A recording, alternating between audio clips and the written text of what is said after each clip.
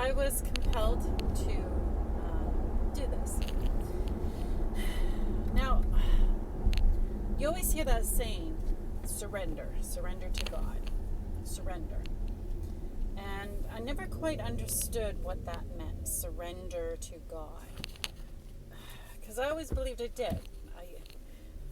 I had faith, so I believed in God. I believed God was there for me. I believed God loved me. I prayed. I believed in Jesus. I believed that. But I never understood what it meant when they said surrender to God. What exactly does that mean?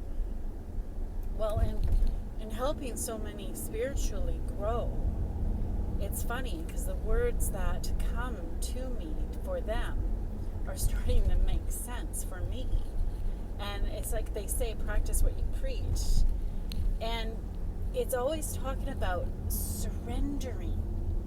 In what that means is to not give your time and your attention and your worry and your stress and your fears and your control to everything. It is not for you to control the things that you cannot control. You cannot control them. That's what it means by surrender. Surrender to what happens in your life. Surrender to the people that are kind to you and the people that aren't kind to you. Surrender to that fact. Just surrender to it. You can't control it. Don't stress about it. Don't try to control it. Surrender the fact that your boss is your boss.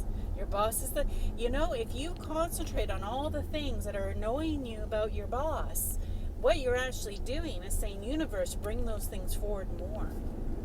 And when they say surrender it to God, say, okay, God, you know that this problem is in my life. I give it to you. You solve it. I'm not going to worry about it anymore. That's what they mean by surrender. Don't worry about it anymore. Know that it's done, it's done, it's done, it's done.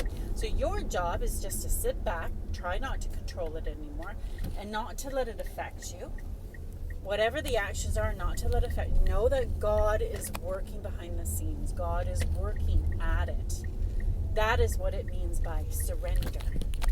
Do you understand? Pretty cool, eh? So cool.